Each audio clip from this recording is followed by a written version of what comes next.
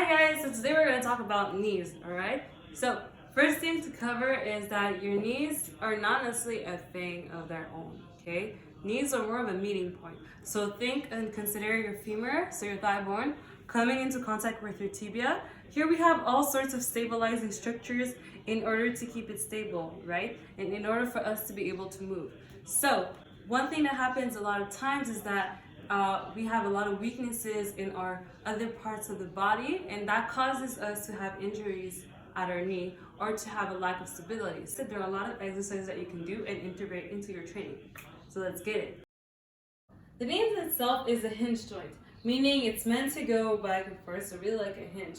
So why a lot of injuries happen often enough is because there's inversion or eversion at the knee, or there's like a very big shock or cutting motion. And what happens is that there's a lack of stability, so it's the structures that take on the stress. So this often also comes from a lack of engagement and mobility from the hips themselves and from the ankles themselves, because the ankle and the hips are meant to go in all sorts of rotations, so they're allowing you more mobility than at the knee. So when there's lack of mobility at the hip or at the ankle, this is when the knee is going to start to take over, and this is where we're going to have injuries, and this is no bueno. So first thing I'll say is you want to work on mobility. So mobility, first thing with mobility is it's not just mobility as stretching, but also really foam rolling. So that's going to help release a lot of tension, especially in that. Basically, it's the whole fascia that lays right here on the side of your thigh, and this really does connect also to your knee. So releasing a lot of tension here will also allow you to have a little bit more mobility and release a little bit in that fascia. Now, we really want to think of the surrounding joints. So like I said, your hips and your ankles are more mobile than your knees. They're really meant to really rotate around, and these are meant to be mobile and these are meant to be stable. As humans in this lifetime, we sit a lot. So as we sit a lot, that causes a lot of stagnation at the hips. So really kind of like a lack of mobility and lack of movement. So we really want to kind of counter that and really take the time to do more hip mobility drills. So some things that we can do is really just hip rotations as well. So keeping the hips squared, really thinking of rotating your femur inside your acetabulum, so your pelvis, and you really want to think everything's going out like this. So you're really going around. So not just skipping from the knee, you're opening from the hip. So your focus should be really here and really keeping everything open and then bringing it down. This is something to work up to. So if ever you need, you keep the pelvis straight, just working through here, keeping some weight forward, which you can also use something to hold yourself onto, keeping your weight forward and just shifting and gradually sending some weight back while keeping your spine straight. This will really allow you mostly to open up at the hip joint and really kind of sink into it. Another option here is from here, think of bringing here in an internal rotation, and then if you can, lift yourself up here, shift the weight. Doing all of this while keeping engagement will also really allow you to build more strength in those lengthened positions and really allow you to have more control and engagement and mobility at the hips. And anything like this also will do. Yeah? Okay, so now we really want to think of also addressing muscle weaknesses. So since we move with kind of very repetitive patterns, and they're not always the best, we have a lot of imbalances and we have a lot of personal weaknesses. So oftentimes, like I said, with sitting a lot, we'll have a lot of weaknesses also at the glutes. So one exercise is great to work on the abductors or fire hydrants. You've probably seen these before, so even better if you got a band. Ow. So put it around. Your fire hydrant, we're in the tabletop position. Shoulders right over the wrists, hips right over the knees. You really want to think here, you're not trying to have a curve at the back. You really want to think of shortening your abdominal lines. So really crunching core tight here. And you want to think of keeping your hips squared. So oftentimes common mistake is opening up like this and really kind of sending that weight back and kicking it up.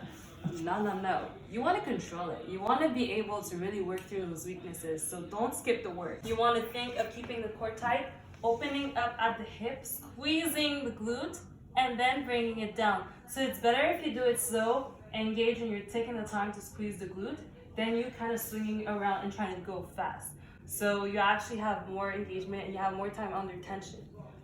This is great to work on those abductors. So that's really gonna work mostly on stabilizing and absorbing shock when you're going to the side. Other thing as well, especially for patellofemoral syndromes or anything that has to do kind of with the inside of the thigh, you wanna work on your adductors. So adductors are your inner thighs. One great exercise for that are adductor raises. So either with a table, gym at home, either with a table or a chair, you can just bring it out like so, having your knees slightly passed over the chair and the edge. Here, I'm on my elbow. I'm here, my hips are squared. You really want to keep everything flat and squared. Core tight as always. You bring it down, up, down, squeeze, and up. So really thinking of squeezing here at the core and bringing up and down. As stabilizing. Really want to think of anything that has to do with balance, control, and unilateral work.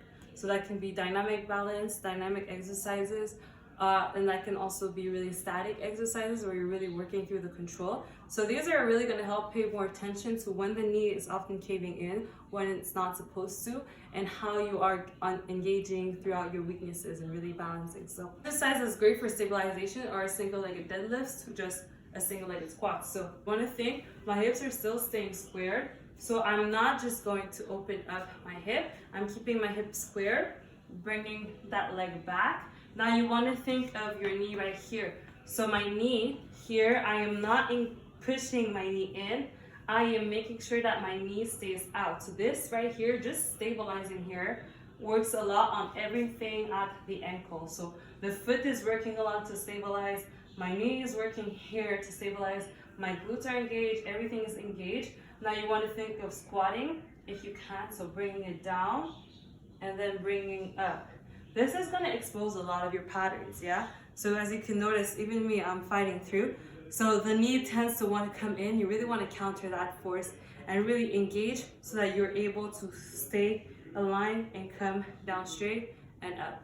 So another exercise, kind of a variation to that, are floor taps. These are pretty challenging. So here, what you want to think of is you're bending from the knee. You're not just hinging at the hip. So the first one was more of a hip hinge.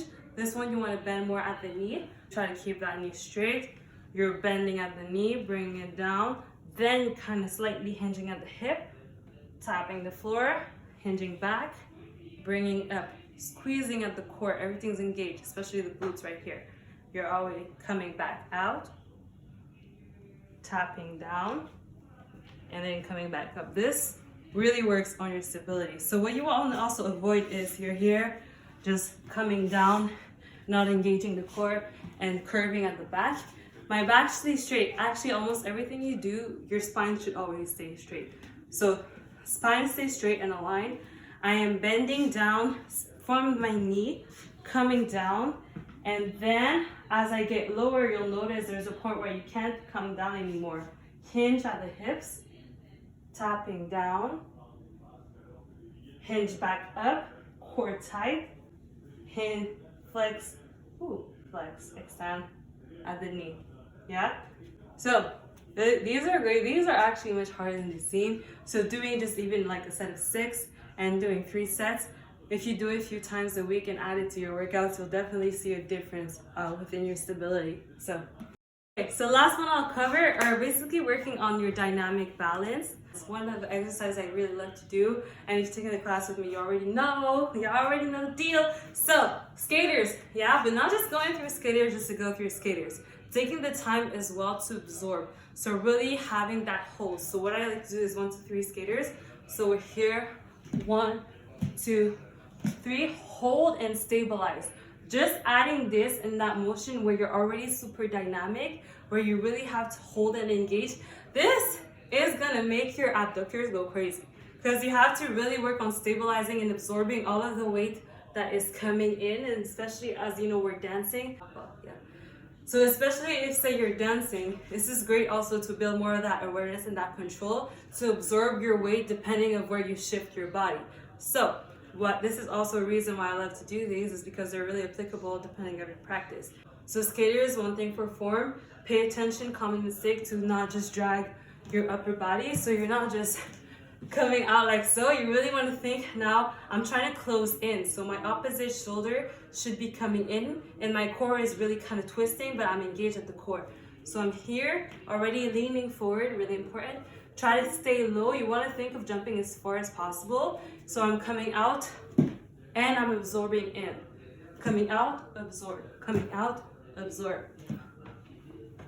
2, 3, hold, absorbing in. So 1, 2, 3, absorb.